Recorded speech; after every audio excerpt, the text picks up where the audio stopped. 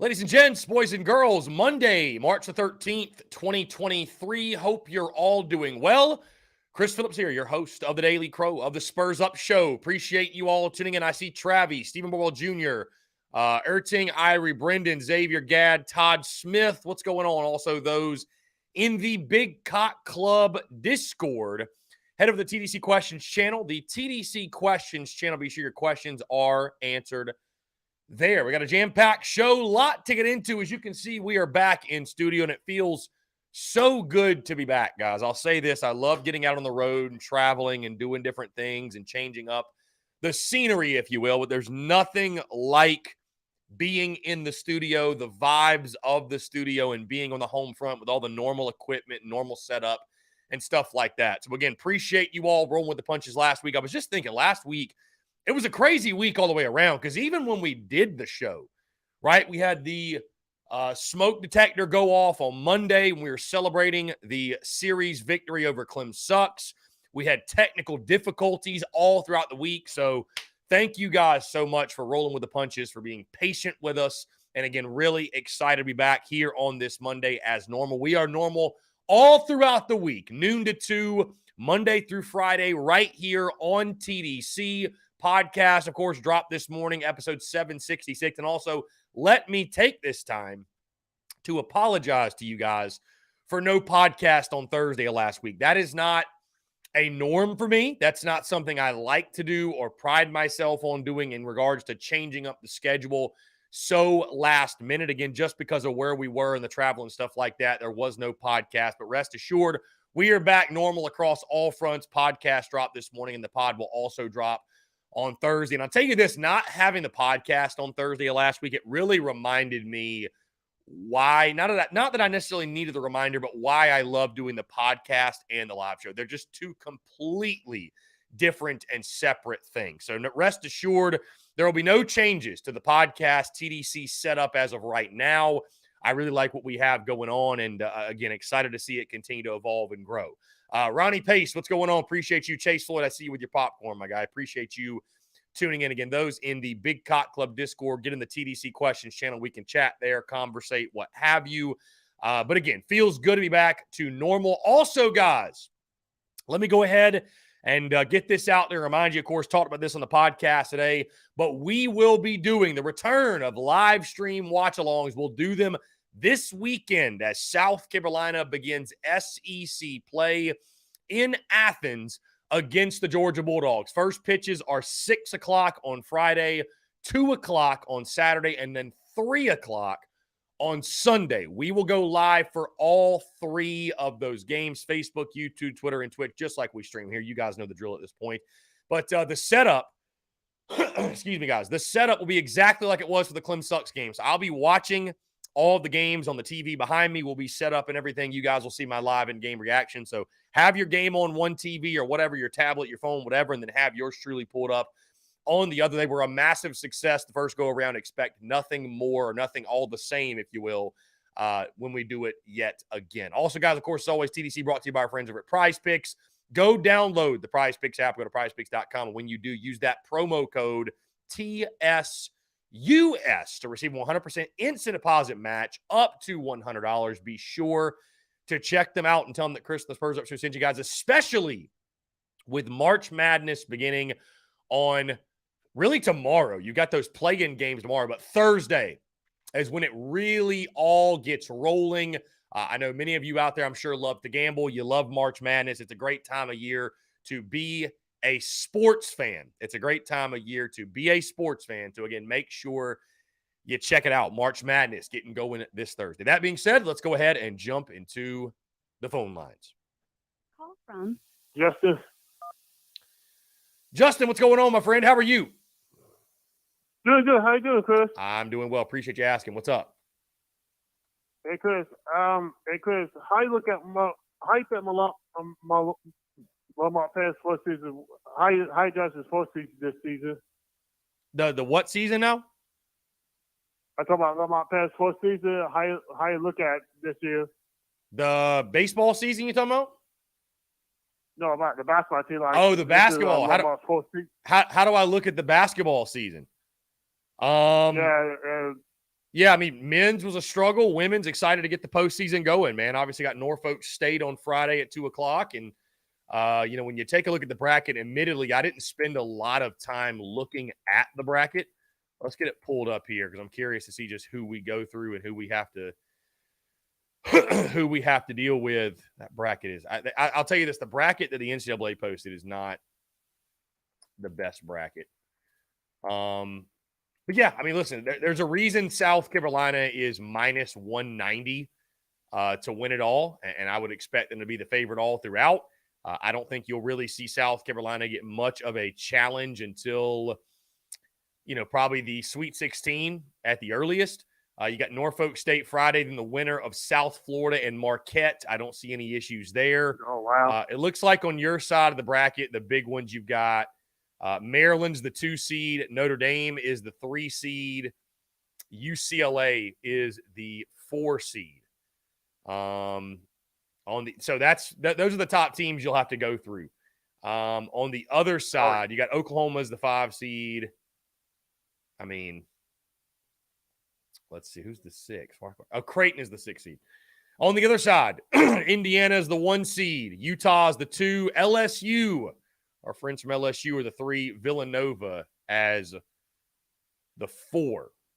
Where is? Wow. Yeah. Anyway, so I mean, I expect the Gamecocks to roll. I mean, I think we all do.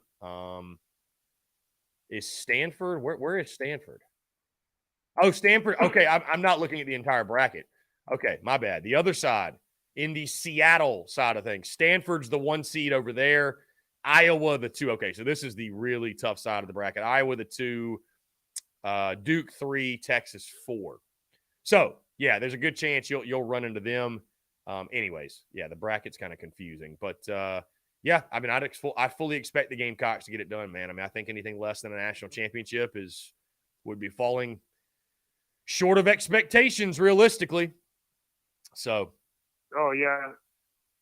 Hey, Chris, say about UCLA. We might get the Brewers, We might get the Bruins, man. We might get the Bruins. It'll be a really intriguing matchup. But, the first the first round of it is in Columbia, right? It's on campus. So you're not even going to play a game. And then the second round, I believe, or maybe it's the first and first and second round are on campus. Sweet 16 and Elite 8 will be played in Greenville. So you're not even going to play a game outside of the Palmetto State until the Final Four. So, yeah, I mean, wow. not that the Gamecocks need an advantage, but that certainly is one. Yeah, because Chris, you go play in Columbia, then you go to your own state, Greenville soccer, right, Chris? Yeah, right, exactly. Yeah, so you got two back Kellogg tournaments, huh? You got 2 what now? You got the Greenville and Columbia. Those are 2 tournaments, huh, Chris? Yeah, Greenville's getting a lot of action in regards to postseason play. So, and I actually just got a notification that NCAA tournament tickets are on sale now. So if you want to go to any of the games, you can get your tickets. Oh yeah, hey Chris, I went to women's state tournament back about 3 years ago. How was it? It was good. I enjoyed myself. It was back. I saw some different teams. I saw I think I saw NoCal AT and so I think it was North Dakota State or something that I saw. Gotcha. Nice. Yeah, it was a lot. You do get to see some different teams, no doubt. Yeah, you get to see different fans too, Chris. For sure, you get to see different fans. I doubt you'd find many that are as passionate about women's basketball as Gamecock fans. I'll just say that. Oh yeah, because people watch the men's basketball, huh, Chris? Yeah. We love our women's basketball.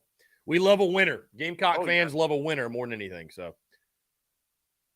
Oh yeah, hey Chris, I got you saw NoCal was preseason. No, they anticipated EIT last night. Did you see that? I did not see that. No, I did not. They won't go EIT because it was disappointing season. Okay. NoCal used to have a good basketball team. Yeah, I don't know what happened this year, man. They were preseason ranked number 1, so. Yeah, I mean, nobody will care about EIT no more, huh, Chris? Nobody does. Nobody does, my guy. Yeah. Yeah, hey Chris, before I got here, man, what do you think Lamar Paris got to do next season? What does he have to do in regards to like expectations or to improve the basketball team? Because I think obviously you've got to go out to the portal and just get some guys. Bottom line, you got to utilize the transfer portal to build your roster. I mean, that's the number one priority throughout this offseason. But you know, I don't know. Maybe it's too aggressive to say like, okay, next season you got to make the NIT or you got to make some sort of postseason.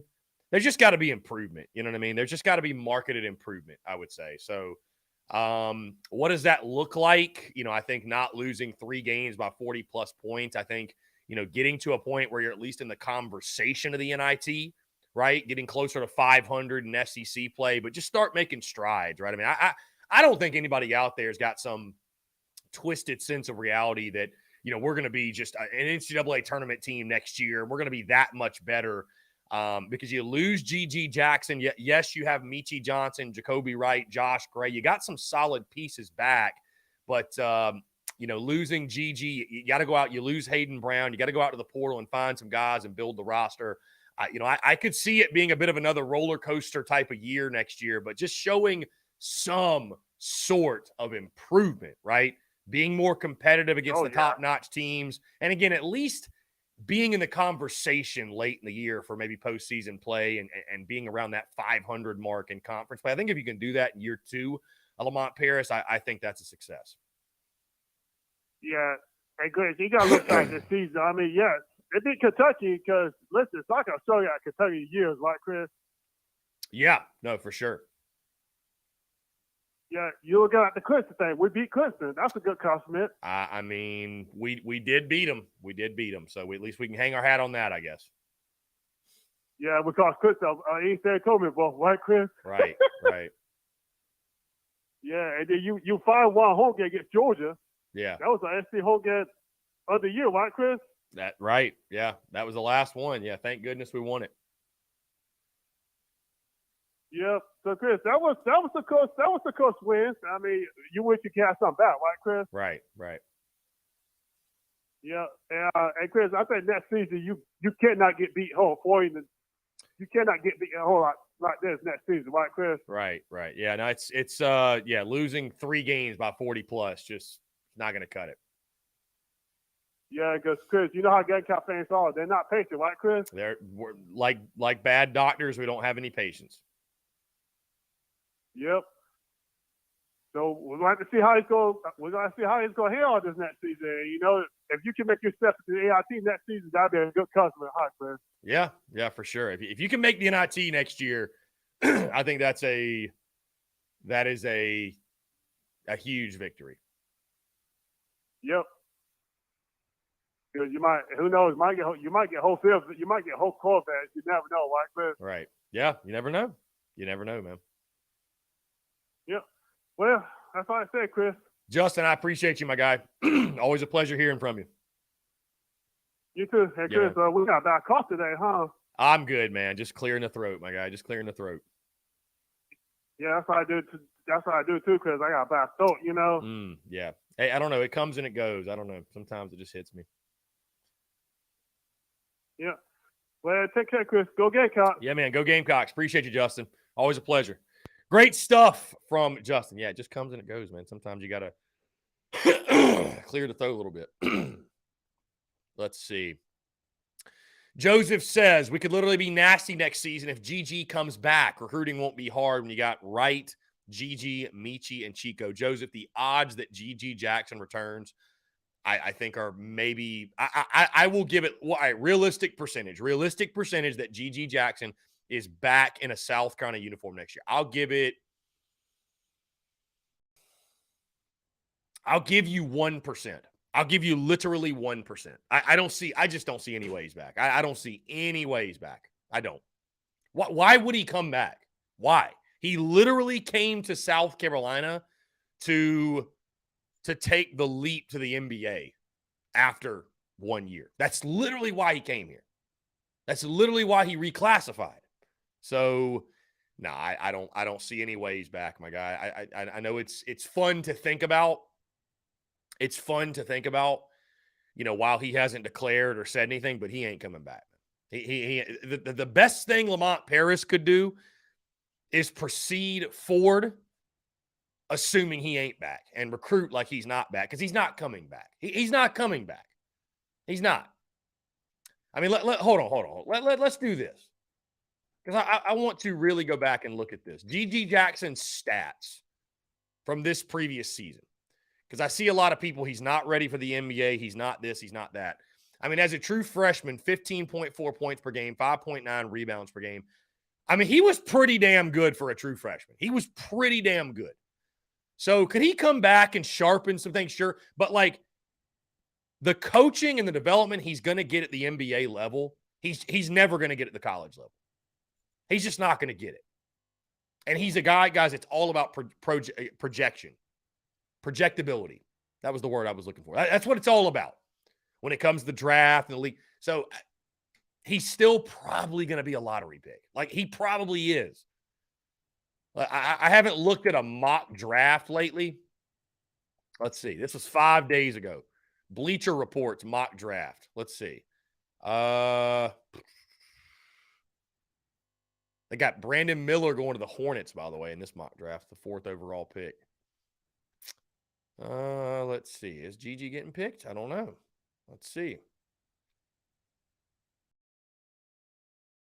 Here we go. G.G. Jackson, the 21st overall pick to the Brooklyn Nets. They said he's likely to land somewhere in the teens or 20s on a team that's going to have patience and bet on the development of a 6'9", 18-year-old with ball handling and shot-making skills. So I mean, he's not coming back, man. He's just not coming back. Like I maybe if I keep saying that, he'll he'll want to prove me wrong and come back to something, but he's not. He's not. He's not.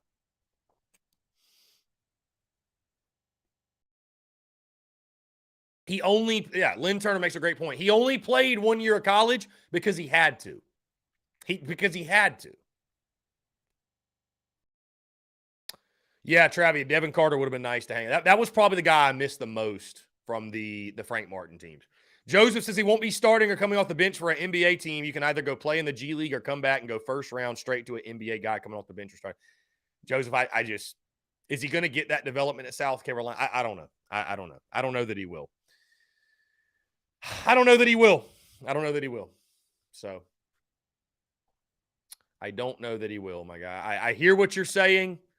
And I wonder, I wonder if Lamont Paris is trying to sell him on returning. Maybe he is. I don't know. Maybe he is.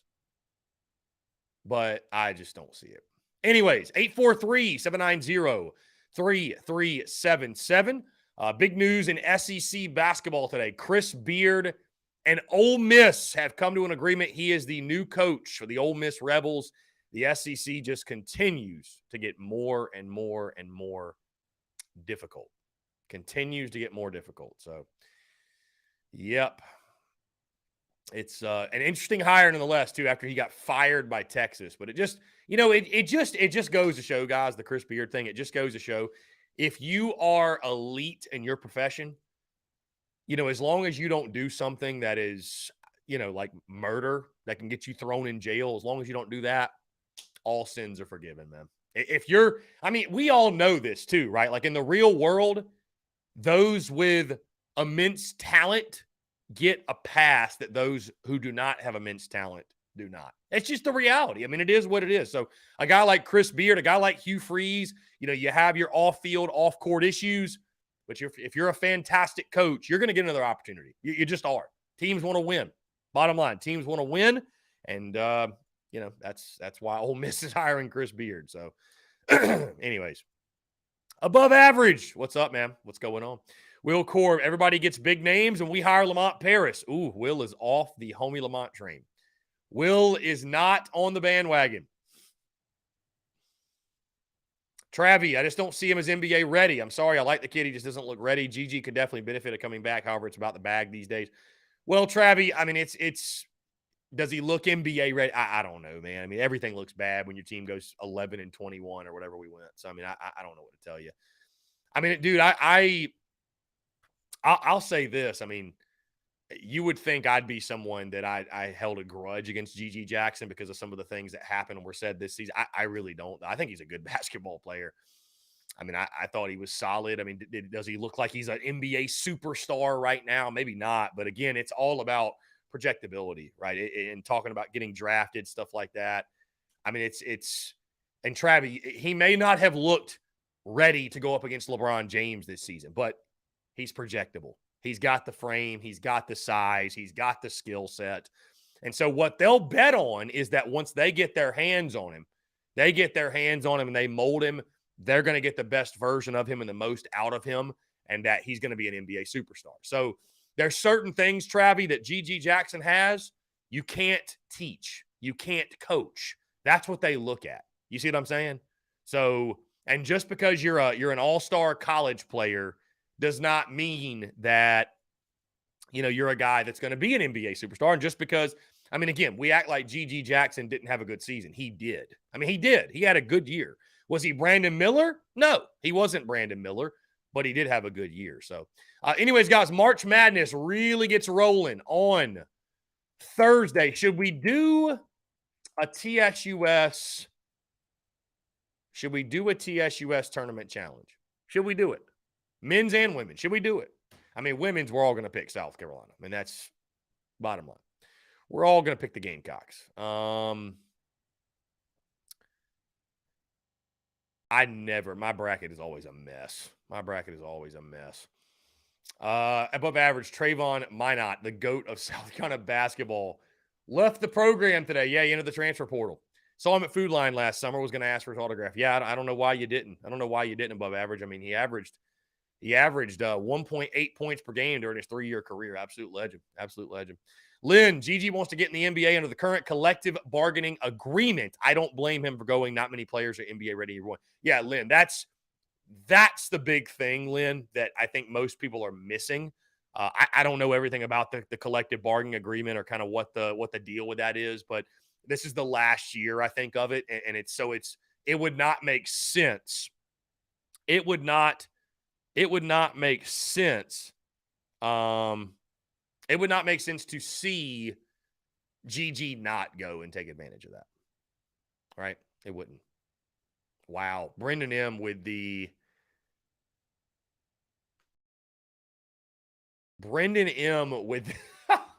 about Trayvon Minot. He said more known for being Aaliyah Boston's boyfriend. My goodness. That's hilarious. Yeah, okay. Minot over Chris Silva, above average Gamecocks. Not your best. Not your best comment, my guy. Not your best comment. Not your best comment, my guy. 843-790-3377, guys. Hey, spring practice gets going tomorrow, by the way, for Gamecocks football. How about that sweep, by the way, over the weekend? Continues to just absolutely tear it up. Continues to tear it up. I got to say, man, I'm so excited, though. I am so excited that conference play begins this weekend. As great as it's been seeing the Gamecocks beat up on lesser competition, really excited to just learn about this ball club. You know what I mean? This is where now the men are separated from the boys. When you get in SEC play, you're really going to learn about who your ball club is, what your ball club is, etc. And, going on the road to Georgia, Georgia's not a ranked team. They weren't even picked to make the postseason by D1 baseball. So maybe it's not the flashiest, sexiest opponent in regards to SEC teams. It's not LSU. It's not Florida, not Vandy, etc. But this is going to be a great test at Foley Field on the road. Georgia wants to make a big splash to start conference play. And, teams obviously put a premium on winning at home because it's so tough to go win on the road. So I'm excited for it, man. I think Georgia's a dangerous ball club. They're hitting 314 right now. South Carolina, to comparison, hitting 316 as a team. So, the Dogs are a quality squad. Took 2 of 3 from Georgia Tech earlier this year, who's a really, really good ball club. So I'm excited to see how South Carolina fares in SEC play starting this weekend. Let's see. Joseph, you only live once, so until I see him leave, there will be that one part of me that thinks he may want to come back and do it again while still getting paid. Okay, Joseph, hey, we'll see. I mean, I'd love to see it. I'd love to see it, no doubt. We did have a good time at Top Golf, P-Doc. We had a very good time at Top Golf. Peyton Ledwell, 30-game SEC season. What is your projection? You know, Peyton, that's a great question. I'm not really sure. I'm not really sure that my predictions for the season have changed a ton. I think the overall record is going to be a little bit better than I first predicted, right? I had 34-22. I could see you now being a 37, maybe a 38 win ball club because you're just that good in non-conference play. But I got to be honest, I still feel pretty confident about 15-15. You know, maybe you're 16-14, maybe, just maybe you get to 17-13. But I'll say this. I'll say this. The start has been fantastic. I mean, it's been a dream start for the Yardcocks. Truly it has. The reason, again, I'm so excited for conference play to get going this weekend. I'm so intrigued to learn who this team really is.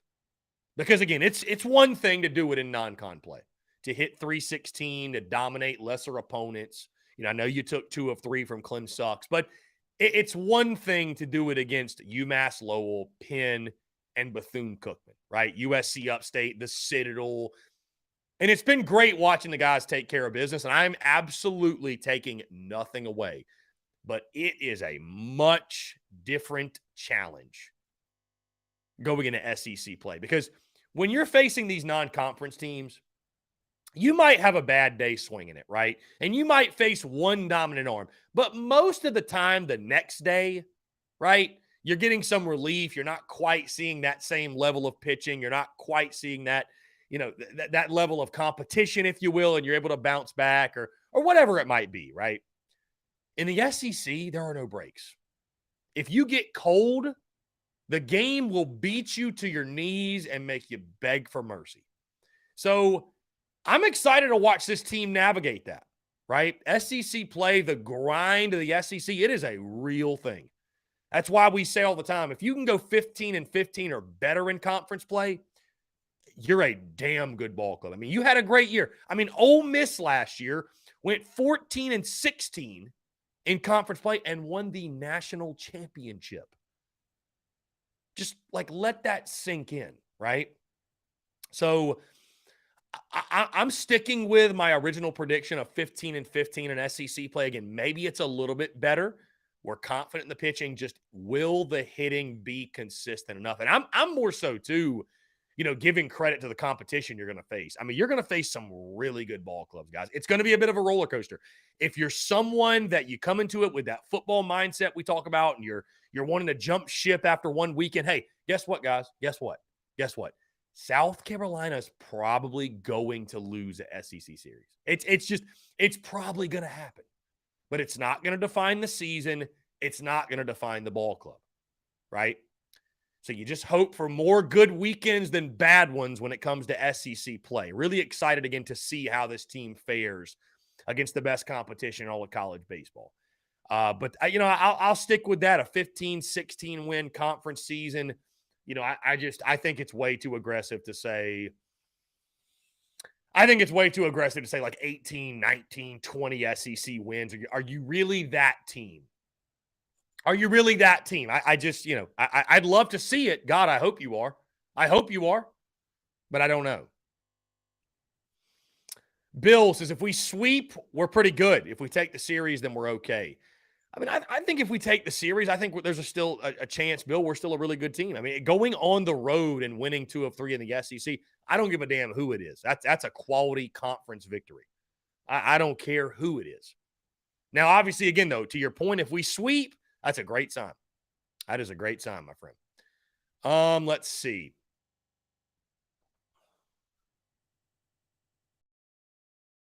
Peyton, UGA also lost to Charleston Southern over the weekend. They lost the game. Yeah, they lost that Sunday game, could not complete the sweep. I mean, it looks like to me, and we'll do a deep dive on Georgia later in the week, but it looks like to me they're swinging it for sure. They're hot, but the pitching, I think, has struggled a little bit. So we'll see if the Gamecocks can take advantage. Yeah, Lynn, the approach looks completely different this year. It's why I gave Monty Lee the Oot Series MVP award because I just felt like he needs his recognition right at this point in the season. He needs his recognition. And, you know, I'll say this again. Before the season, guys, I said that I felt like the biggest improvement would be in the non-conference, right? You're not going to have those inexcusable losses that you had last season, but just sheer because of pitching depth alone. The bats have been fantastic, but pitching depth alone is going to keep you from losing those games to USC Upstate, the Citadel, Presbyterian, who you have tomorrow, which, by the way, guys, in case you missed it, that first pitch has been moved up from 7 to 4. I think because of some cold weather later in the night tomorrow night. So we do love to see that. Get the game in and out of the way early. But 4 o'clock, first pitch tomorrow. But, you know, like I said, I've enjoyed the non-conference, but honestly, Bethune-Cookman was a yawn fest. It was a just, hey, we're playing these 3 because we kind of have to. Let's just get them in, get them out, get them over with. And now we're finally going to test ourselves. We're finally going to see what this ball club's all about. I mean, like I said, Bethune-Cookman was put you to sleep type vibe. Let's see. Okay, Gamecocks through 17 games are hitting 311 on the season. 311 on the season. Also with a 2.70 ERA. Fielding 974 in the year. I mean, I think all around this ball club has been really, really good. I think this ball club has been really good. So, yeah, I'm excited to, again, see us get tested, really get tested in SEC play. Hunter Kelly, any chance King Joseph will commit to us? I have no idea. When does he commit? When does he commit, Hunter? Yeah, Lynn Turner. Give everybody credit with the hitting. Give everybody credit. Give Mark Kingston credit. To his credit, he's the one that brought in these transfers. So give him credit. Give him credit. Hunter Kelly says 16 days. Yeah, I have no idea, Hunter. Literally have no clue. No clue. Canada, USA tonight at 10 o'clock. The World Baseball Classic. How about that?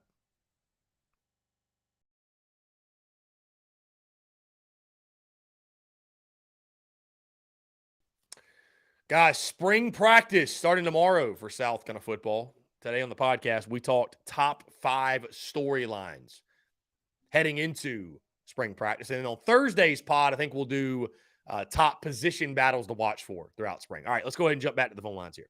Call from. You got a green light. Will from. To accept, press 1. Will, what's going on, my friend? How are you? Good, man. How are you? I'm doing fantastic. Appreciate you asking. What's going on? Just calling. So I know you were running over some of the baseball numbers. So far early in the season. I think what do we have? 45 home runs right now. 45 home runs. That's correct. Right, and that's first in the country, right? I believe that is still first. Yes. Okay. What did we have? Did we have like 59 or 60 the whole year last year? Or am I off? I'd have to check the stats, and let me also check. I'm looking at let's see, home runs in college baseball. Yes, this isn't updated because we got 45 now. So yeah, we're right there at the top. Florida's also up there with us. Alabama's up there with us. Last year though, I don't know. I'd have to check to be honest with you. But you know, I could be wrong.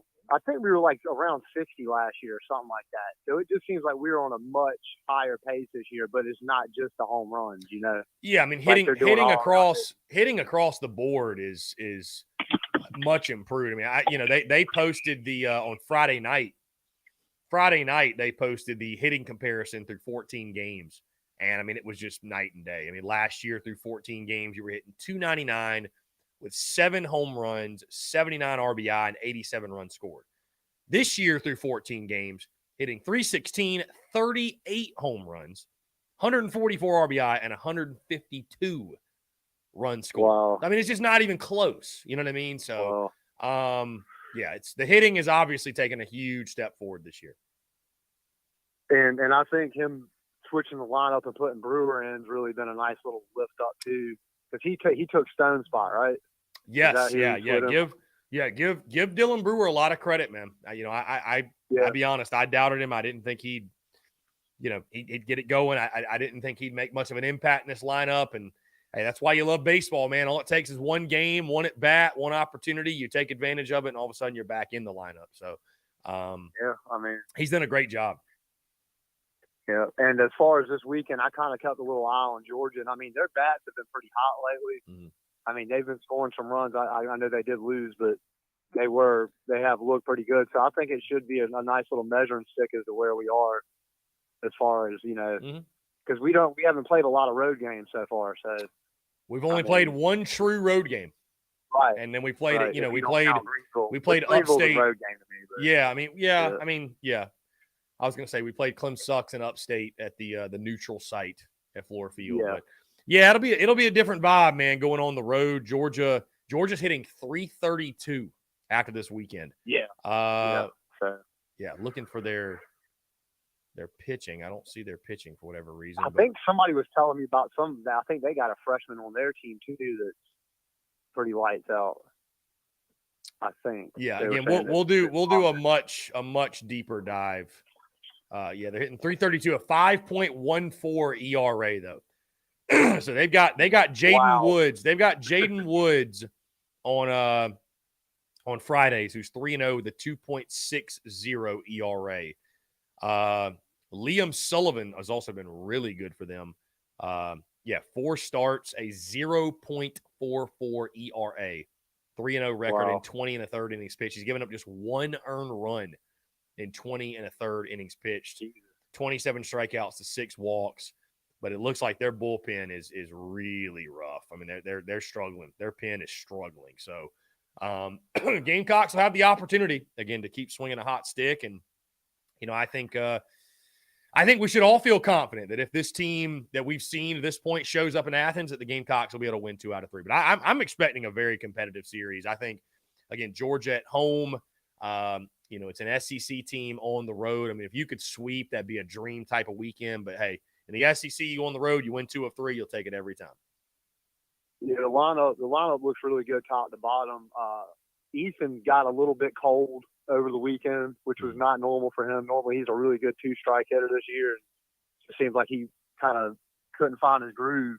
Hopefully, he can get back on it. But then he got a little bit off the schneid, which was nice. To see him do a little bit better. Yeah. So, but yeah, I'm excited to see what happens. Yeah, I'm too. I'm excited for SEC play to get going. I was about to say. I just the non-conference stuff was great, but Bethune-Cookman doesn't even. It's not even. It's batting practice compared to SEC play. So I'm just excited to see us take on some real competition and really see where we're at. We still got one more payback game before then, though. We got to get that pound of flesh back for them beating us last year. Indeed. Tuesday. Yeah, indeed. I think we will. I think we will handle our business against PC. I'll just say that. Yeah, for sure. I'll hop off of here, brother. Will, I appreciate you, man. Thanks so much for the call. Yeah. Great stuff from Will Core, Will in Dirty Myrtle. And that reminds me, by the way, guys, we'll be in Dirty Myrtle in about a month or so. The spring tour begins next Thursday. Not this Thursday, but next Thursday.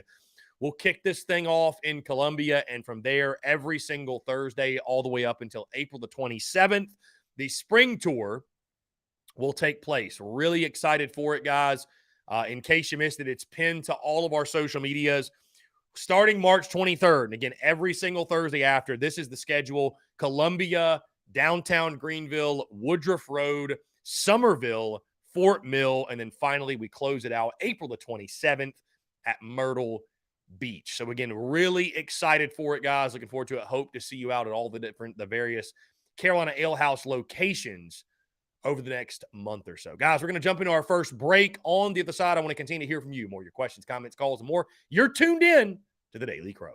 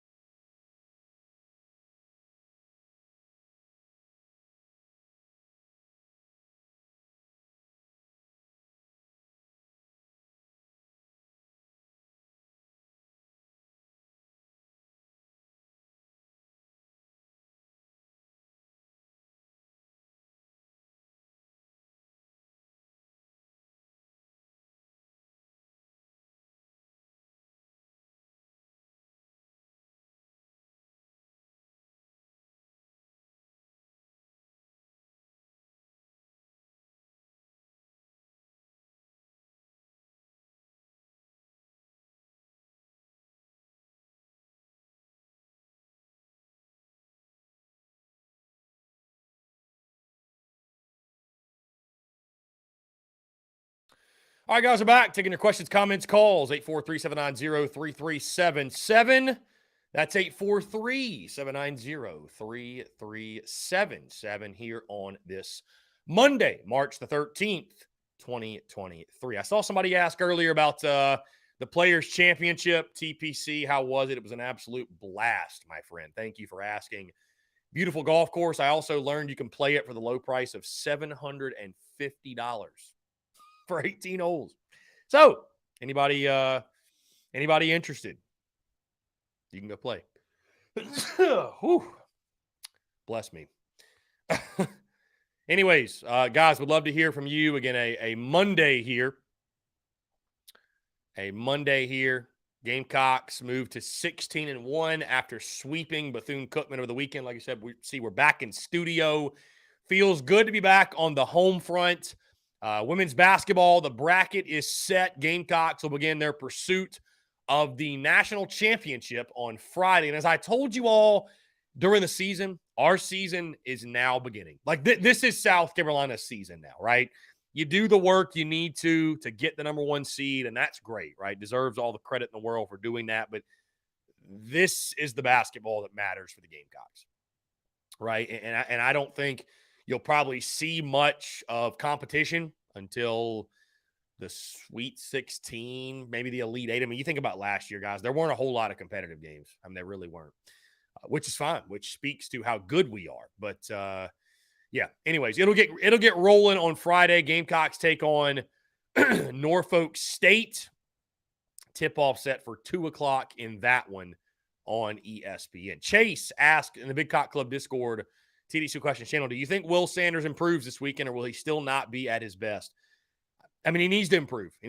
Bottom line, I know a lot of people are getting, anxious when it comes to Will Sanders, and I believe in Will Sanders. I do believe in him. But he needs to be better. Bottom line, needs to be better. Even still against Bethune-Cookman, you score 20 runs in that game, so it's really tough to judge Will. But again, it's the expectations are so high for Will Sanders. That's what makes it tough. If he doesn't throw a shutout and get double-digit strikeouts, it's like, oh well, he wasn't good that night, right? It's not like he's pitching terribly. He's just not that dominant guy. And I totally understand where people are coming from. I really do. So this is a very big start. And also when you factor this in, Chase, that Will Sanders is from the state of Georgia, right? So this is one that I think hits home for him personally as well. So I would like to imagine Will Sanders will be at his best. I think he will. I think he'll be excited. He'll be fired up to pitch in his home state.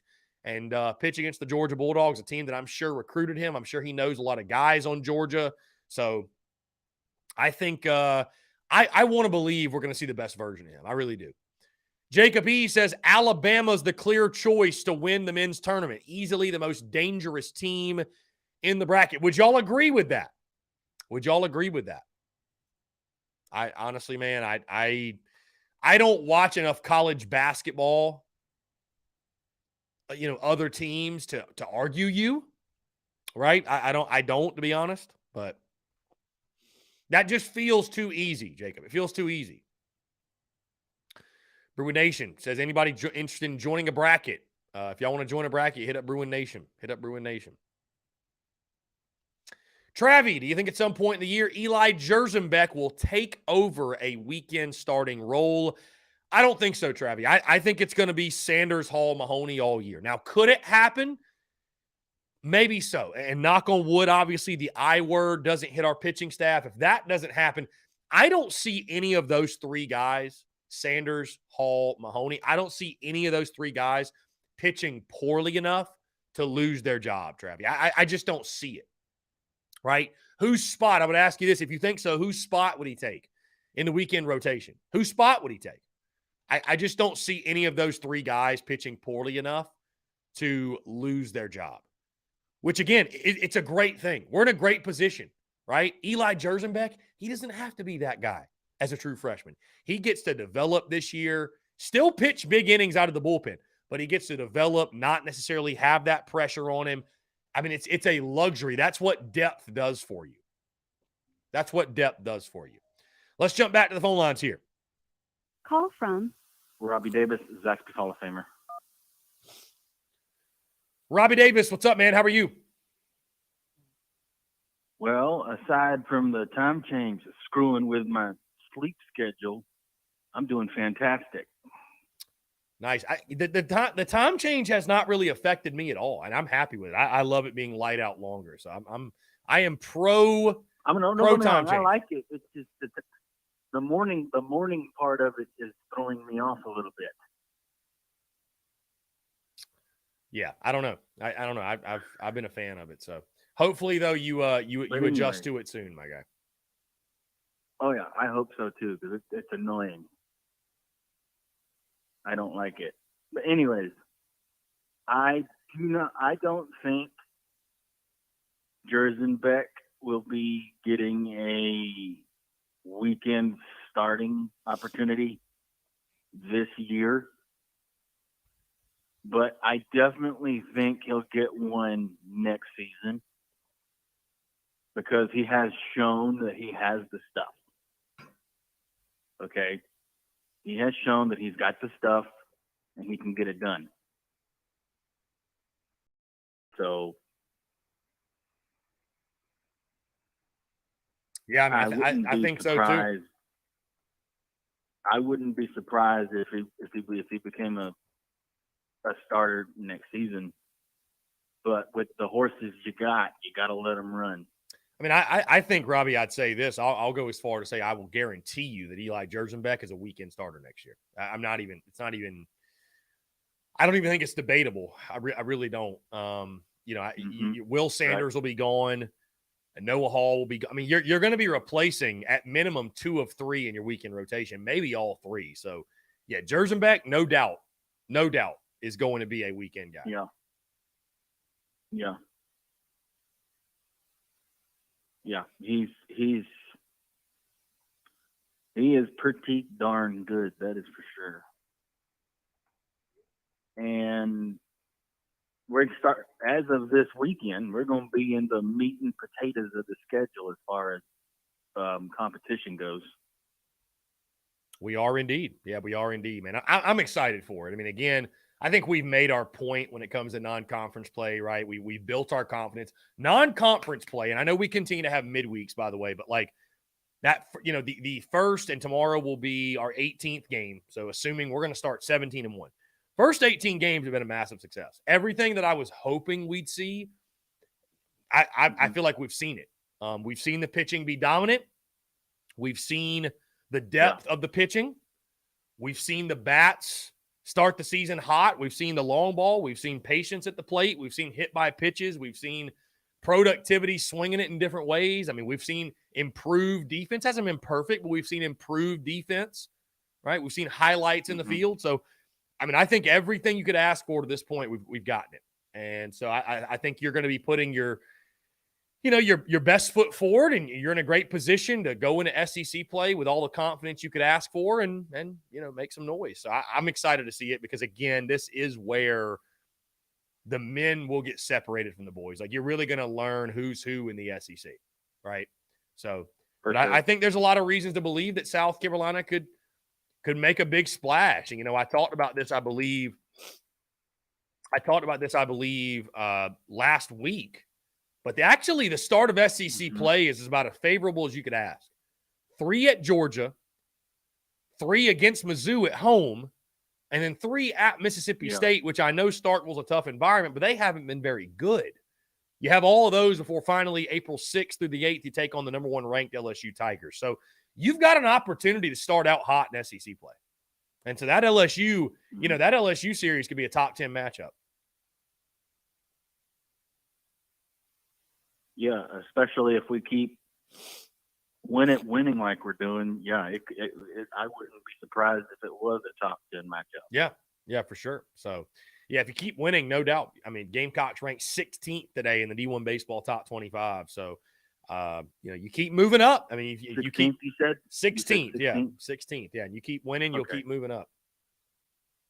Yeah, and that's with any sport, not just like I've said before. It's not just with baseball. That's with any sport. If you just win, everything else will just fall into place. And as long as you win more than everybody else, you might eventually wind up being a national champion. You never know. Very true. And I didn't realize this until Thursday, but as of this past Thursday was exactly 1 year ago, as of this past Thursday, was the first time you, me, P-Doc, and A-Rod were all together at the same time. That's a beautiful thing, my guy. It's crazy how time flies, doesn't it? Time flies. So Time flies when you're having fun. That is a fact. that's a fact indeed. When you enjoy life, time just flies by. And life's too short to be a negative Nancy, okay? It really is. It really, really is. But and also, I think that for the men's basketball team next season, a successful season would be getting into the NIT. I think that'd be a great season. Get to the NIT on a constant basis, and get far in the NIT, and maybe win a NIT or two, and then that'll help with recruiting, and then we'll possibly maybe get to the point to where we're in the conversation for the big one. Yeah, I mean, I think you got to walk before you can run, right? So if we put out a product that could get us to the NIT, I think that would be a great step forward. Sure. We have to go from finishing damn near dead last in the conference to, if you can finish in the top half, I think that would be great. I think that would be great. So, absolutely, it would definitely be fantastic.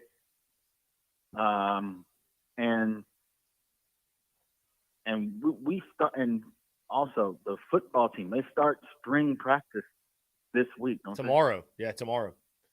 Okay, yeah, tomorrow. Okay.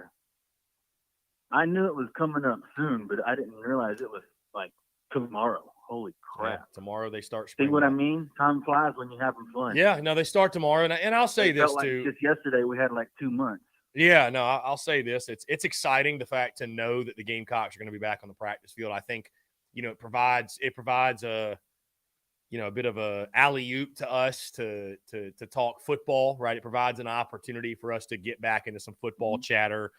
Realistically, are we going to hear a whole lot? We're not going to be at practice, obviously. I mean, it's so I don't know really what's going to come from it in that manner, but it is a great opportunity to talk football. And I'm excited for it, man. It's getting all the videos and the content from practice. It'll be a lot of fun. So yeah, they start tomorrow. And of course the spring game's in about a month, man. Spring game's in about a month. So I know a lot of people are looking forward to that. I was just curious to what he was going to say, but I asked Will. I asked him just because I was curious. I was like, "Are you going to the spring game?" And he said, "This is his words now." He says, "Does a bear shit in the woods?" And I was like, "Well, last I checked, yeah, bears do shit in the woods. So I'm guessing that's a yes." So a bear does indeed shit in the woods. All the bears I've ever heard of. But and I also posted something on my Facebook page. My dad has a couple of shows in Myrtle Beach coming up. Mm-hmm. So anybody in Myrtle Beach, if you're looking for a comedy show to go to, I can't remember the name of the place. Once I figure that out, I'll let you know, and then yeah.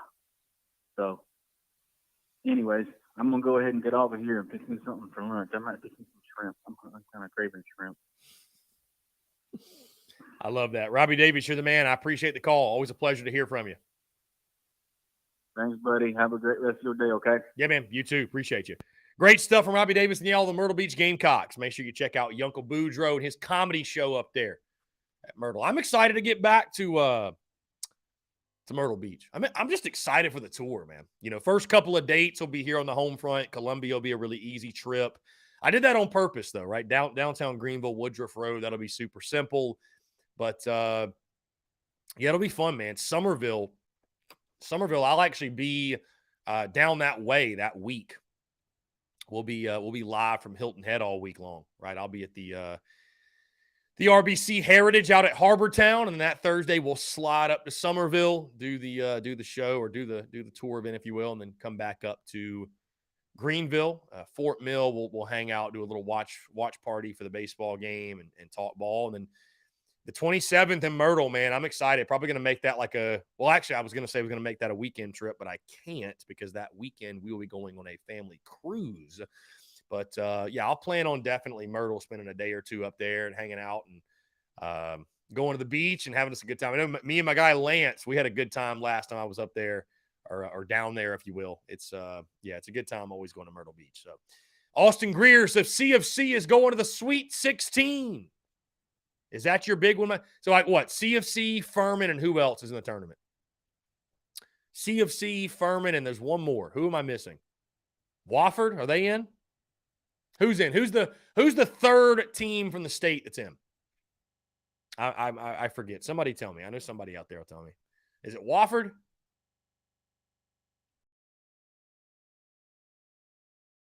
As I await the comment. No, Charleston, Austin Greer is legitimately good. You are correct. Yeah, Madison, April the 15th at 7 o'clock. That is the Garnet and Black spring game.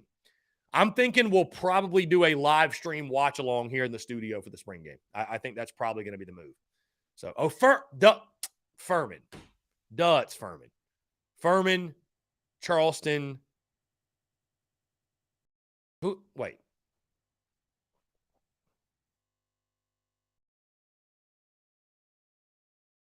Who is the other one? Furman, Charleston, and who? There's a third, correct? Am I crazy? Am I losing it right now?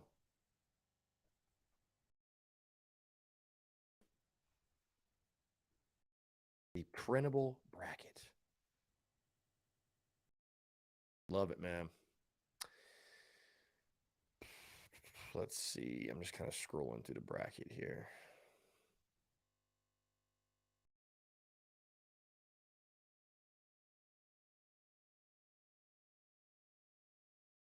Oh, it's just 2. I thought there was 3. Just 2. Okay, the most ever, I think, from South Carolina is 3. Yeah, Charleston, San Diego State in that first game. Let's see, who does Furman play? Furman has, where is it? Why am I not seeing it? All right, let's see. Furman's got Virginia. That'll be a really interesting game. Dude, we could see Furman Charleston in the second round. How about that? Justin, speaking on basketball, does Gigi go or stay? And also, as much as I knew we weren't going to the tournament, Duke did, so I got a team, an extra bonus. My wife is a Tar Heel fan, so the house has been divided. Gigi's gone, my guy. I'll go ahead and say I'm predicting Gigi Jackson is gone. Jeff, biggest concern, at least for me going into the next season, is how will we be at running back? We need more than 3 solid backs to get through a season. Yeah, Jeff, I think absolutely we're going to go get a back from the portal. I do not think realistically you can go into the season with the backs you have right now. I don't believe so, my guy. I think you need to add 1 or maybe 2 from the portal.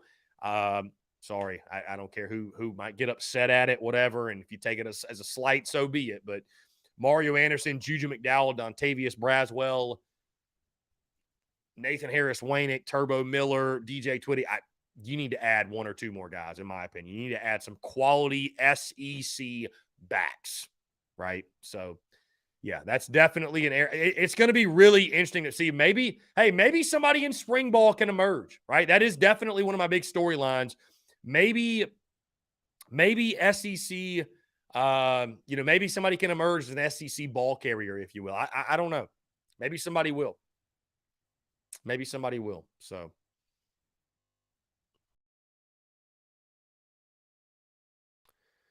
into our second hour in the Daily Crow, guys. Like I said, very excited that we're back to a normal schedule this week. As much fun as it was being on the road last week, I love being plugged into the studio, man. I really do. I love being plugged into it.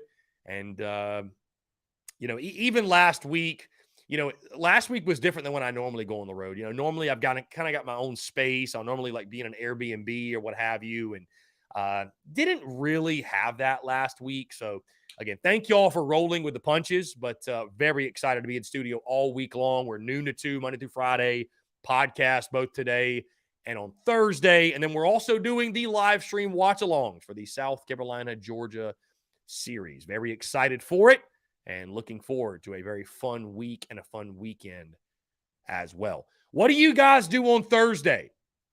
Do y'all sit down and watch all the March Madness games? Are you gambling on it? Like, what are you doing? How are you spending your time with March Madness? I feel like there's a part of me that's like, I need to start gambling again, because I'll be honest with you guys. I focus primarily on business, AKA the Gamecocks. And when I'm not doing that, I'm spending time with family, with friends. I love to golf. I love to read. I've got other different hobbies. I say all that to say, like, if I'm not creating content around it, I just don't really care about other teams. I got to be honest. I really just do not care. You know what I mean? I just don't care. So, I don't know how many games I'll watch. I really don't. I don't know how many games I'll actually watch. So, sorry to the BCC. I apologize. Yeah, I was not looking at the comments. I was not looking at the comments, guys. I do apologize. Let's see. We've got the full schedule though for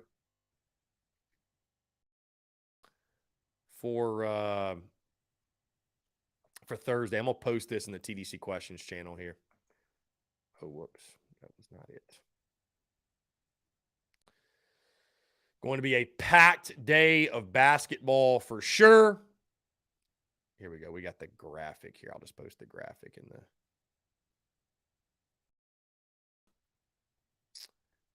Let's see. Really good game late tomorrow night. You got Pitt and Mississippi State in a first 4 game at 9:10. Then the next night, Nevada, Arizona State. And then, guys, this is your first round. You got games at 12:15, 12:40, 1:42, 2:45, 3:10, 4:10, 4:30, 6:50, 7:10, 7:25, 7:35, 9:20, 9:40, 9:55, and 10:05. That is insane. And then you do the same exact thing on Friday. So, a lot of fun. A lot of fun. Yeah, it's a lot of fun for sure, man. Tons of games. Let's see. When do you have? Okay, Furman, Virginia is at 12:40 on Thursday. And then Charleston. When does Charleston play?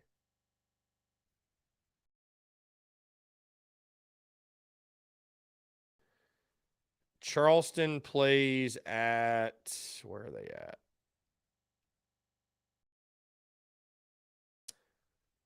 3:10 on Thursday. Okay, so both of the South Carolina teams that are in play on Thursday kind of early, if you will. So anyways, Madison, not very optimistic about the next season for South Carolina men's basketball, just a gut feeling. I mean, Madison, I don't blame you, to be honest with you. I will go into next season with low expectations yet again. I mean, I don't know. I don't know who you could pick up in the portal that is going to make such a difference, right? To where you could be like a postseason team and you're losing G.G. Jackson.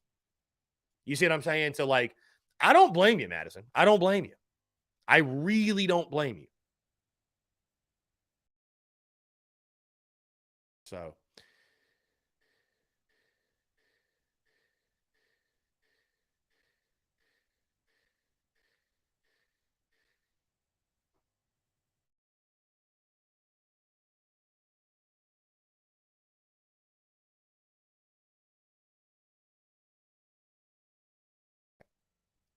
apologies, guys. The hackers are active. Let's see if the comments get pulled back up here. Where did Coach Ford's comment go? Coach Ford, I'm missing your comment. Where did it go? All my Facebook comments are gone. I don't know. Apologies there for the hackers infiltrating the feed.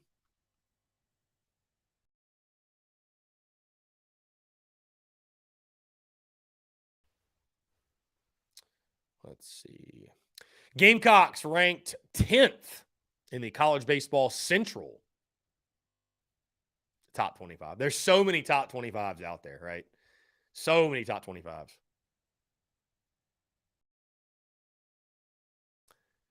Let's see. Gambling picks.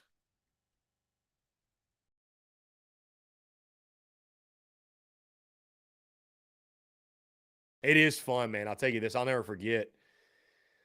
2016 was really the last year that I gambled on sports, right? And I would win a lot.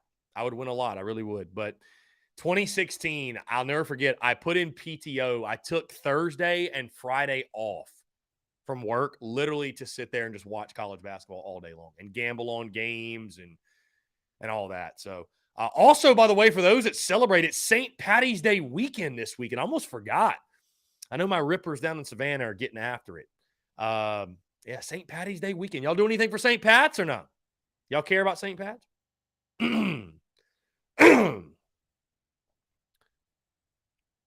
St. Patty's Day weekend. What a time. What a time it is.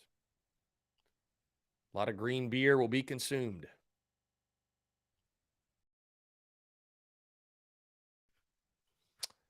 This is a great time of year, though, I will say, to be a sports fan. God, somebody tweeted, that's really wild. Chris Beard lost his last job for how he was treating his Ole Miss. Now he gets a shot at a new one. That's funny. That's actually funny. Quality tweet there. That is a quality tweet. That is a very quality tweet. Yeah, we'll definitely do something. We'll probably do a Big Cock Club bracket. We'll probably do that. Let's jump to the phone lines here. Call from Derek. Derek, what's up, man? How are you? Man, I'm good, brother. Hey, I got just a quick question for you. Mhm. And it's dealing with like the new SEC with Texas, Oklahoma, Mhm. and stuff in. But I want to get your take on from a baseball standpoint. If South Carolina had to have 3 permanent teams that they play, who are those teams outside of Clemson Mhm. that you think would be their 3 permanent opponents that they play every single year? I hang up and listen to what you got to say. Thank you. Derek, thank you so much for the call. Appreciate that. And a great question, right? Because the additions of Oklahoma and Texas do not just impact football, right? A lot of people don't think about baseball, basketball, women's basketball, what have you. Who are going to be the 3 permanent opponents? Seen a lot of different projections. It's weird to think Georgia might not be one of them. I've seen some different projections where Georgia's not one. If I were to pick 3 permanent opponents for South Carolina where I think it's fair and reasonable, right? Because you can't say Vanderbilt, Mississippi State, and Missouri, right? Like you can't say that. You've got to. There's got to be some balance in the league, right? For South Carolina, I think the 3 I'd like to see as the permanent opponents. These are the 3 teams I want to see the Gamecocks play every single year across every sport in the SEC. I'd go Georgia. There's nothing like the border war, the border battle. South Carolina, Georgia, enough said. I feel like it's a great game. We love that rivalry. I know for Gamecock fans, it's a little bit more of a rivalry for us than them. There hasn't been as much winning on our side across the board as you like to see. But I feel like Carolina, Georgia in every sport, it needs to be played. So I'd go with Georgia. My second that I'd go with, probably Florida. I'd probably go Florida. I feel like that's a really good matchup, a lot of fun. That's kind of again, rivalry's way too strong of a word, but I'd like to see the Gamecocks and Gators square off every year. My third, I'd go Vanderbilt for obvious reasons. I'd go Vandy. If not Vandy, Kentucky. South Carolina, Kentucky is a really competitive, really fun series. Again, across all sports. I'd like to see Vandy, though. If you could pick your 3, if you could pick the 3 permanent opponents, which 3 would you pick? Again, I'd go Georgia, Florida, Vanderbilt. Those would be my 3. I think those games would be a lot of fun, and it makes sense, I think, to play the yearly. And Madison, the only reason I didn't say Tennessee is because, again, you want balance. So I don't want to go Georgia, Alabama, Tennessee, right? I don't want to, I don't want the three permanents to be the three toughest teams in the league. But you got to throw in an easier opponent, I think, of the three permanent. But I'm excited to see who ours are whenever it drops. Guys, that being said, let's go ahead and jump into another break. On the other side, I want to continue to hear from you. More your questions, comments, calls, more. You're tuned in to the Daily Crow.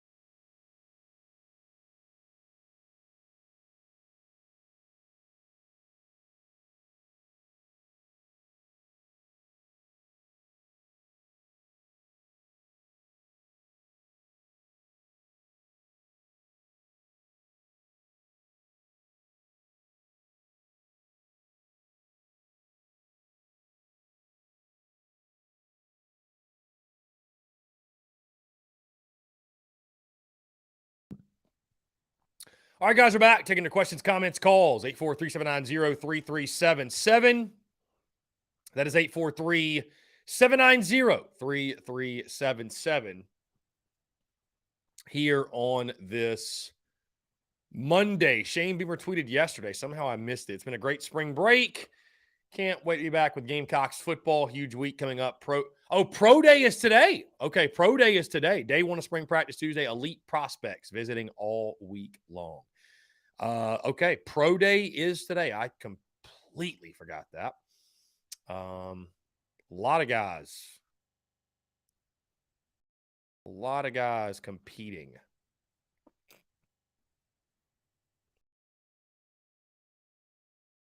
Let's see. I did not even recall that Pro Day was today. That is my B. That is my bad.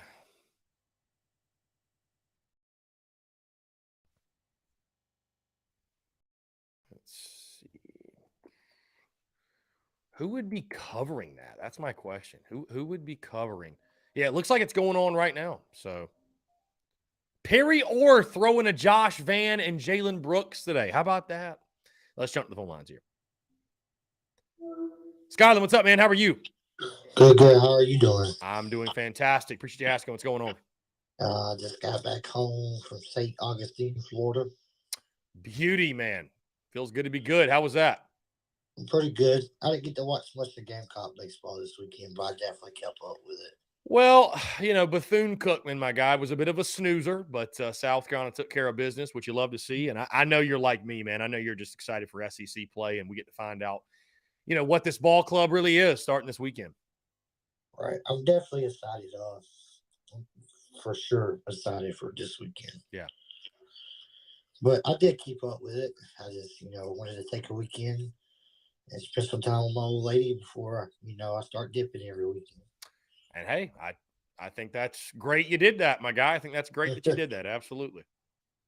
Well, let's take care of business tomorrow night. Let's worry about BC first. And let's go ahead and let's worry about Georgia Friday, Saturday, Sunday. I hope we don't get off to a bad start like we did our last Friday night at Clemson. I just hope, that was just one of them games that was weird because of the rain and the late start. So I hope we settle in Friday night and get a dub and start the series off great. Yeah, yeah, for sure. I mean, it's obviously important to win Friday nights, especially when you got your guy Will Sanders on the bump, and especially if you're going to go on the road and win a series, winning that game 1 is very important. Right. I just hope the bats stay hot. Hope we, we have to, whenever we got 1 or 2 guys on base, go ahead and hit that 3-run home run. Mm-hmm. Whatever you got to do to win. I'm very optimistic to see how we start SEC play, and I just got to give the boys credit for what they've done so far, for sure. They, they're scrappy. They scrub together. They work together. You can really tell this team love each other. Yeah. Yeah. It appears early that the chemistry on this ball club is what you'd like it to be. So that is a positive. That's a plus for sure. So I will give credit to doing what we're supposed to do versus teams we played.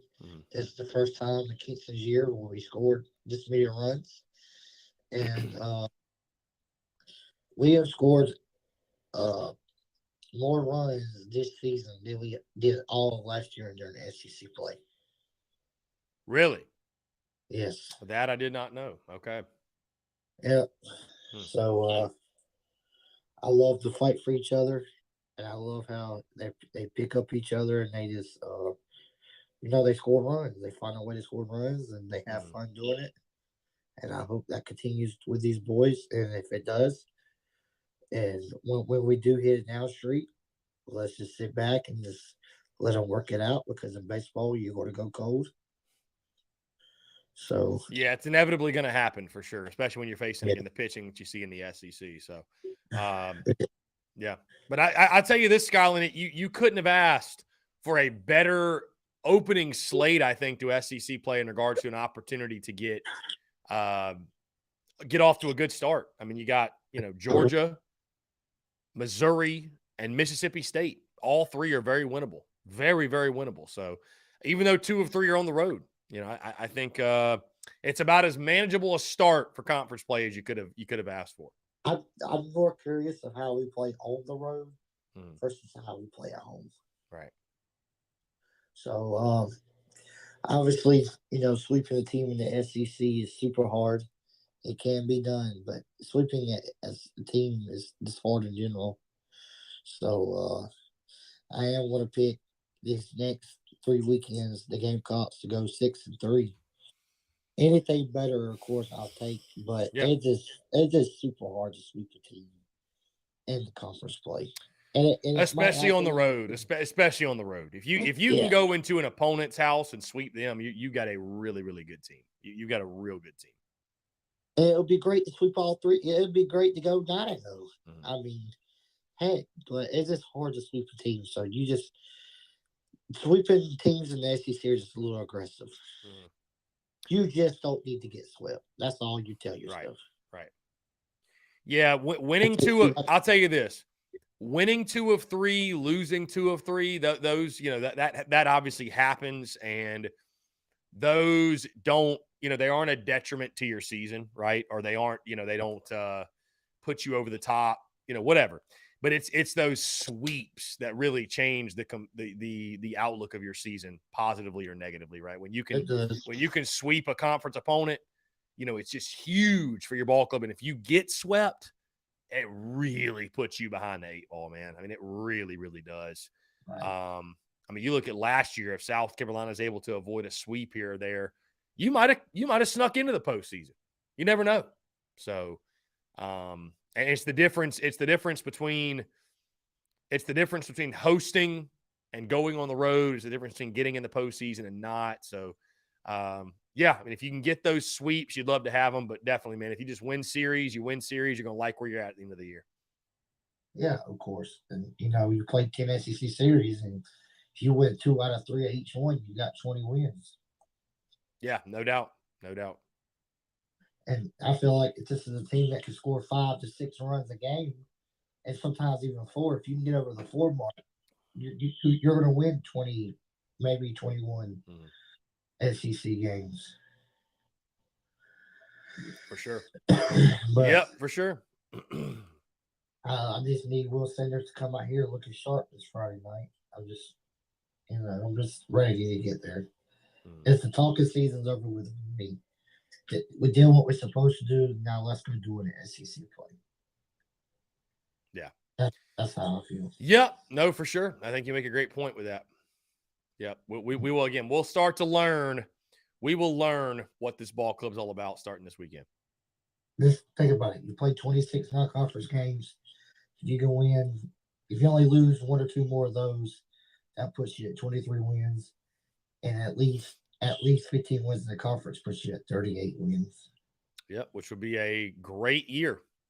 It will be. So I'm very excited, and I'm just ready. Yeah, I'm excited too. My friend. I will say this, that he loves taking Petrie out in the 7th inning and putting Stone out there for defense. I'm not a big fan of that, because I feel like if you're good enough to start the game and play 1 through 7, you're good enough to play the rest of the 7th, 8th, and 9th. Yeah, because you might need that Petrie's bat. Yeah. I mean, I understand wanting to get some different guys some looks, but it's Stone, yeah. You don't have Stone on the look. I just don't think. Yeah.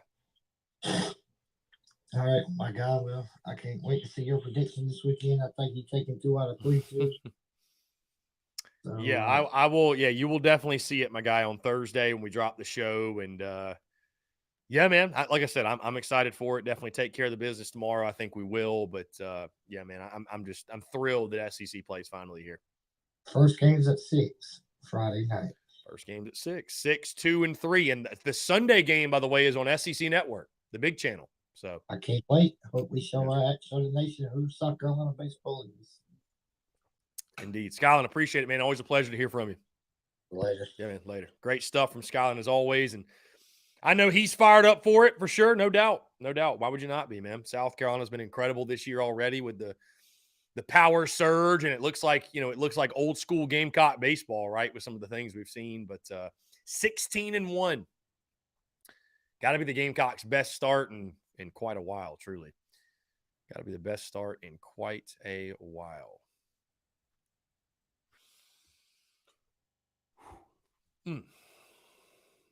Let's see.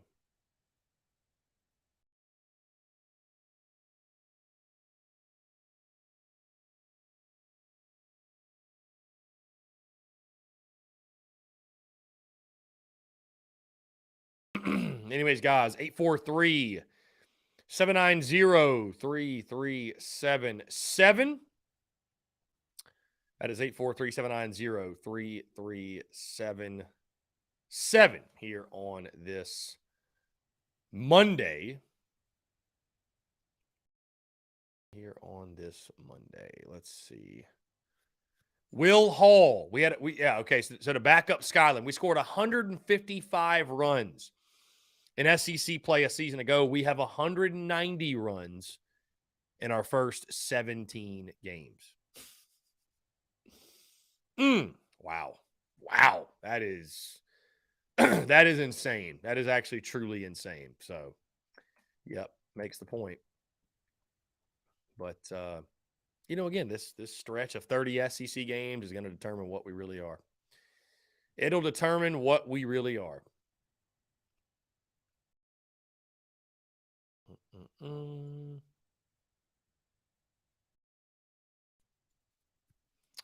Josh Heupel going on College Football Today.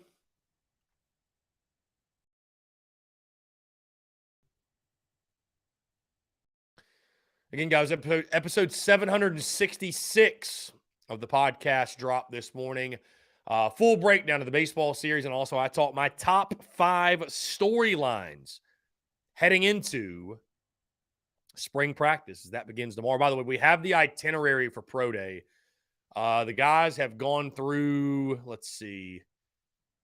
So testing began at noon in the weight room for height, weight, wingspan, arm, hand, etc.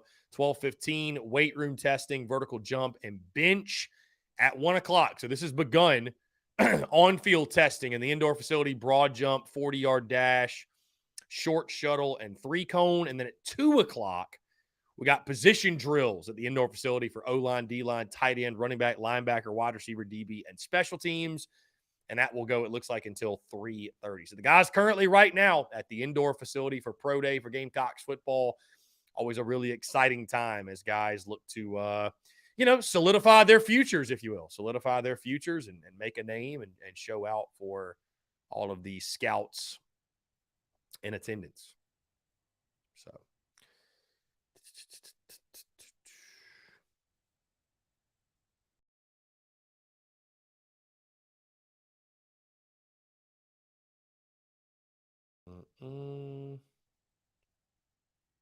Back in studio as normal this week, guys. Again, appreciate you all last week rolling with the punches. Got a beautiful day in the city here, by the way. Beautiful, beautiful week, I believe, upcoming in the upstate. Let's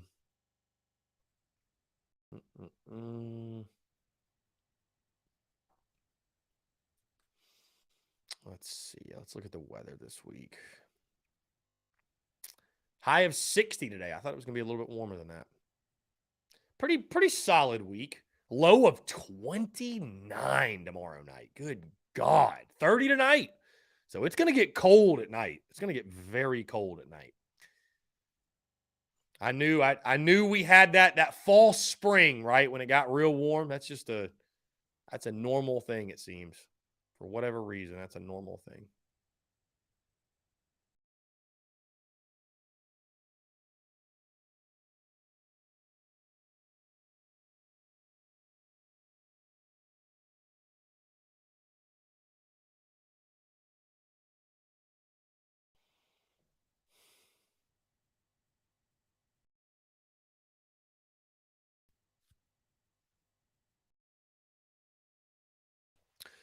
Travi, what's the difference between pro day at our school and NFL Combine, other than the Combine is in Indianapolis?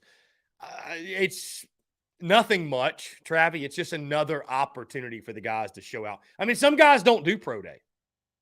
Some guys don't do pro day. So, yep, some guys do not do pro day.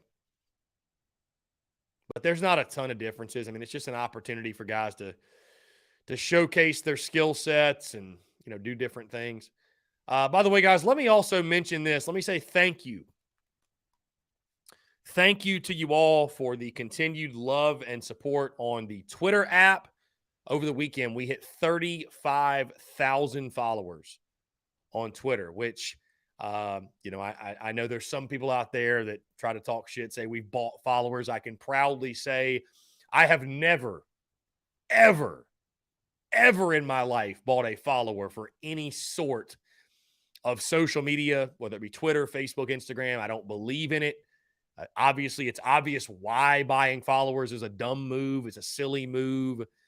And I can assure you this too. If I would have been buying followers, I would have gotten to 35,000 much, much quicker than we did. Either way, just felt the need to say that. But 35,000 followers, I mean, it's crazy to think that we started this thing, 6 years ago right now. We were sitting, I don't even think we were at 100 yet, right? I don't even think we're at 100. It took us a year to go from 30 followers to 1,000. I'll never forget when we hit 1,000, how big of a deal I felt like that was. Like that was just, it was a huge victory, right? Getting to 1,000 followers. And now, so to sit here at 35,000 followers and growing daily it's really cool. So again, thank you guys for interacting with us on the Bird app, for showing love. And it's always a blast. It's always, I said this, I think last week though, and I don't want to, I don't want to jinx it that, the Bird app it's been rather calm. I know my guy, I think Bruin Nation still tuned in. It's been rather calm, right? I don't know what it is. I don't know if the slapdick's going to hibernation when it's not football season, or what the deal is. But yeah.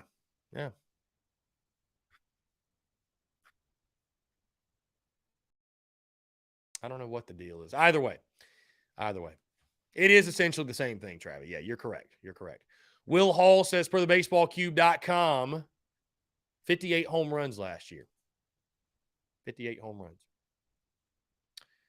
Yeah, Bruin Nation. It's wild, man. But it's honestly been really nice. It's been really nice.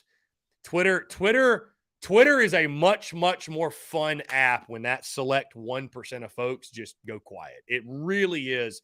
It is a much more fun app when that happens. More so now these days, I'm just picking at Clem Sucks, folks. That's pretty much it. Madison, thank you for the love. I appreciate it. It's truly a blessing that people rock with us and engage with the banter, engage with the content, tune in. I said this on the podcast that it feels good to be depended on. It feels good that people, I kind of look at like my audience holds me accountable, if you will. And that sounds like it has a negative connotation, but it really doesn't. Like it feels good to, to know that people depend on you for a certain show at this time, podcast at this time, content at this. You see what I'm saying? Like that's a good thing, right? It's a really good thing. And, I'm so grateful for folks that have made TDC and the podcast and everything else, everything in between with our content, a part of their, you guys' daily routine, if you will. I mean, it's a really cool thing. So thank you all so much.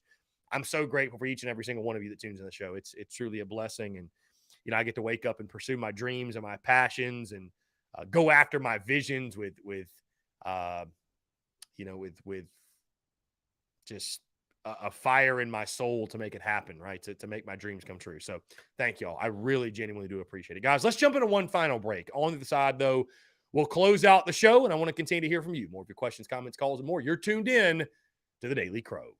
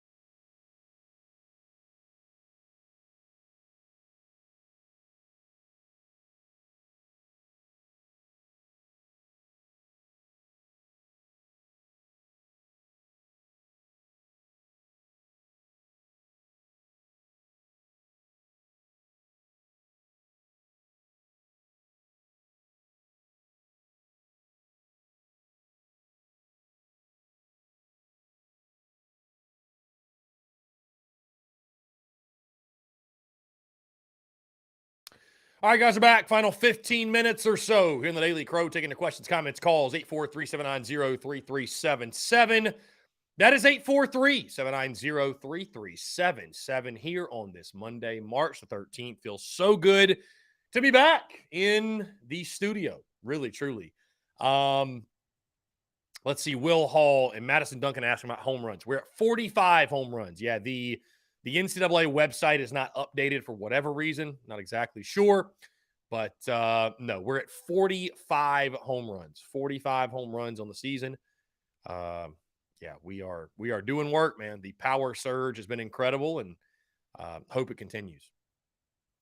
Guys, I will be jumping onto Mark Ryan's show today at 4:40 to talk all things Gamecocks, of course. Really excited. That's on the Fan Upstate, 4:40. I'll jump on Mark Ryan's radio spot.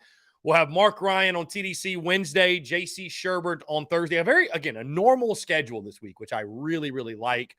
And I appreciate everyone being flexible last week, but I'm very excited that we've got the normal schedule this week. Kendall Rogers says, Texas A&M's first 3 weekends of conference play look like this. Number 1 LSU, at number 2 Tennessee, number 3 Ole Miss. Whew, that is a gauntlet. That is an absolute gauntlet to open it up, folks. My goodness.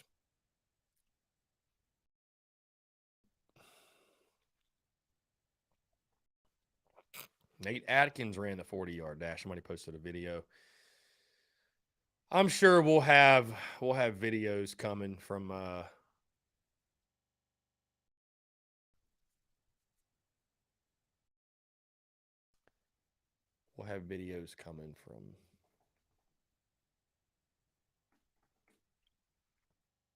that.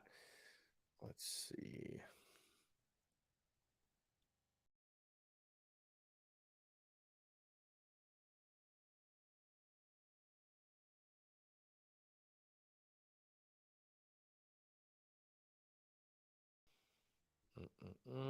Madison is going shopping this week for some cool TSUS gear for some upcoming games and the gifts. Can't wait. Madison, thank you. Thank you. Yeah, thank you so much for the love and support on the merchandise side of the business. It's been incredible. Truly a blessing. And, yeah, really appreciative of all you. Really appreciative. TaylorMade says Tennessee has really good pitching. Orange for days. Yeah, they do. Yes, they do. John Edwards says, I'm picking Charleston to beat San Diego State and Furman to beat Virginia. You think both of them are going to win? That would be something. That would be something. I don't know if both will win, but that would be something for sure.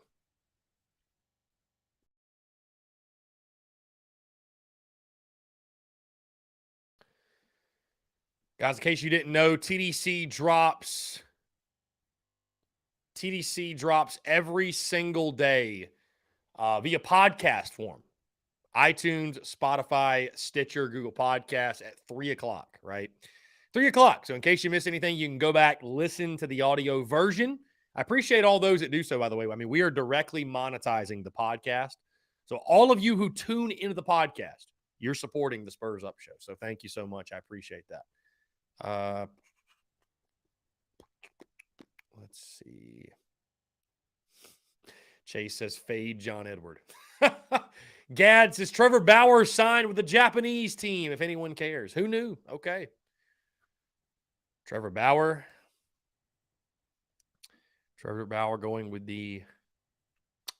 going overseas to play. Gad says the podcast has no breaks. Well, Gad, we got to have a break in a 2-hour show, my friend. I mean, as I'm sure you can imagine, I have to use the bathroom over the course of 2 hours. So we got to have it, man. Got to have it.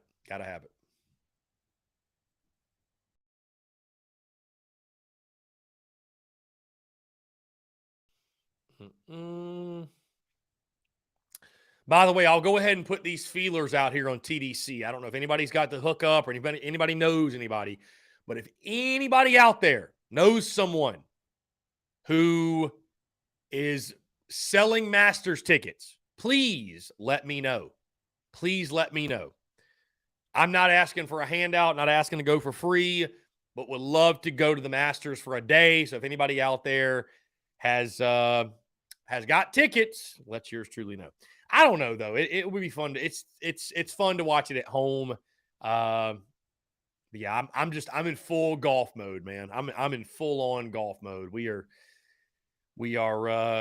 yeah, we're getting after it on the golf course. So we are getting after it for sure.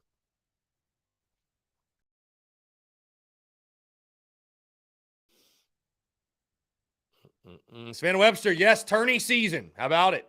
I think it's weird in the women's tournament, though, how they set the times, right? They set the times for Friday, but they're not going to set the times for Saturday until after the games are played Friday. Like, why wouldn't they just go ahead and set the times? Like why not just set the time for the whole weekend? I don't know. I don't really get that. Time for Sunday. So it'll be on Sunday, though. It'll be on Sunday. Once all the Friday games are completed, they will then announce the Sunday tip-off times. So good to know. There you go. Jacob E. UT easily has the best weekend rotation in the country. They've got a damn good one, no doubt. They got a damn good one. They're very good. Tennessee is very good. Tennessee is very, very, very good. Oh, Gad was saying TDC. Yes. Okay. So, yeah, you're right, Gad. There are no breaks in TDC when we upload it as a podcast. Yeah, I cut out those 5 minutes. Yeah, Savannah, again, you're right. I'm very surprised. They don't even have like a, I mean, they gotta know, Savannah. I mean, they've got to know like what times the games are being played at. There's no way they just have no clue. You know what I mean? I think it would probably be 3 or 7. I think that would make sense. I think that would definitely make sense.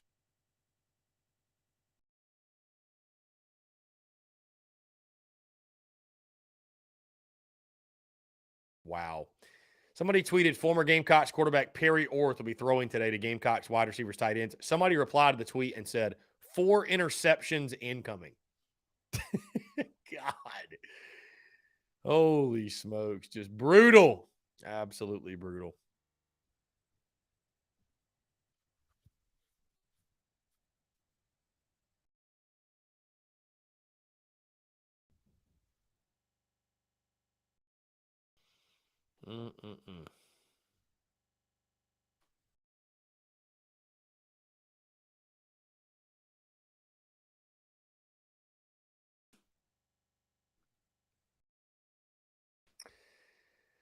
Yeah, you cannot. Somebody just sent the Masters tickets on SeatGeek. Yeah, you ain't buying a Masters ticket on a third party app for any sort of a reasonable price. Okay, Savannah. So, are they listed as or, Savannah? Are the times listed or no? Where are you seeing that? Let's see. Basketball bracket with times.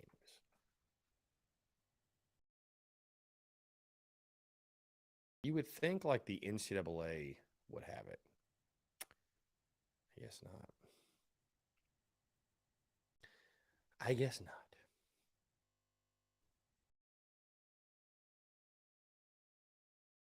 All right, so the play-in games. So the women's tournament also has play-in games. I did not realize that.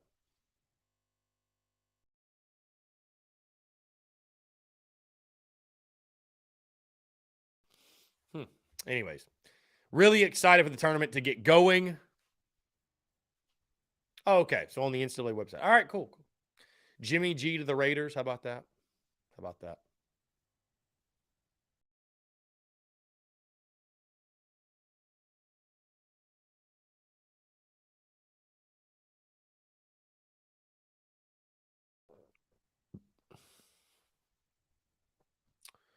Let's see. Things are a bit calm on a Monday. Things are a bit calm, which, you know, I've thought about this, guys. I've thought about this. I've thought about potentially, and I don't know that I'm going to do it this year, but I've thought about potentially, you know, we spend July, August, we like cram a bunch of preseason content, into the summer, what have you.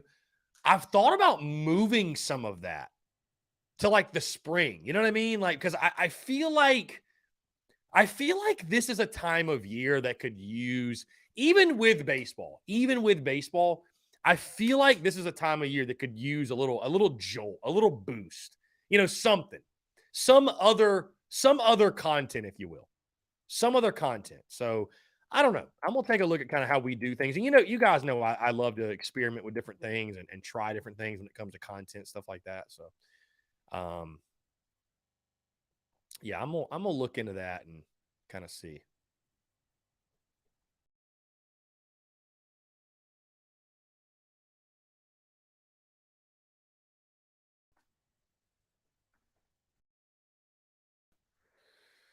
Let's see.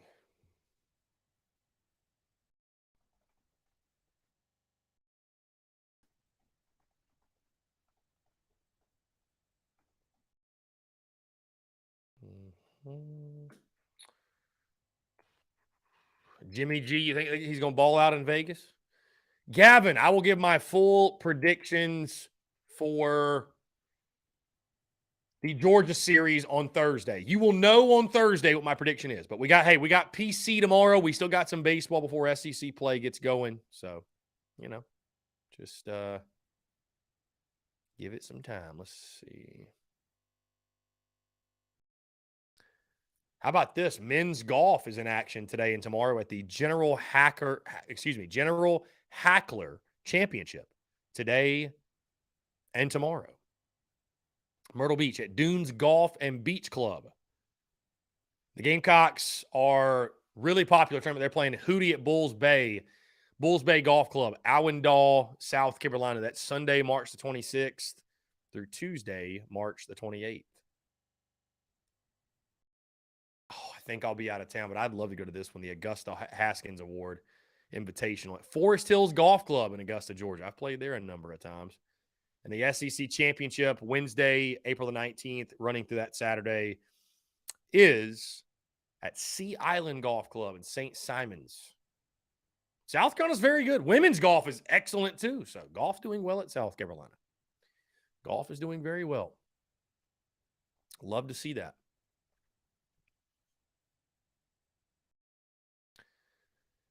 By the way, in case you missed it, Trayvon Minot has entered the transfer portal. So another piece for Lamont Paris to have to build. Another piece.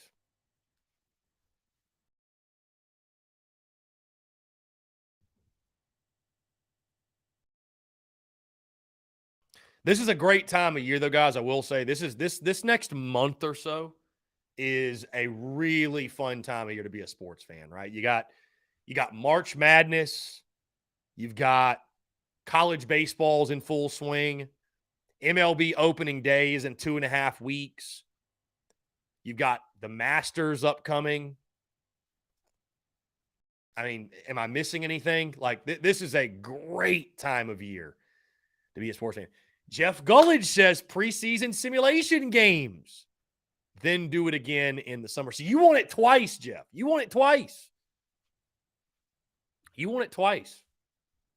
I don't know, Jeff. Maybe. I mean, I'll tell you this. My guy he's still getting after it with the rosters. I'll have to check and see what the rosters look like. But yeah, he's getting after it.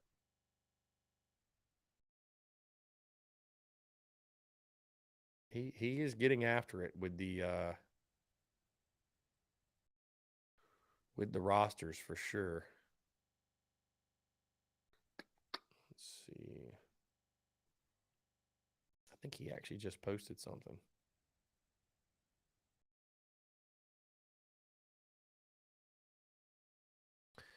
Yeah, roster updates.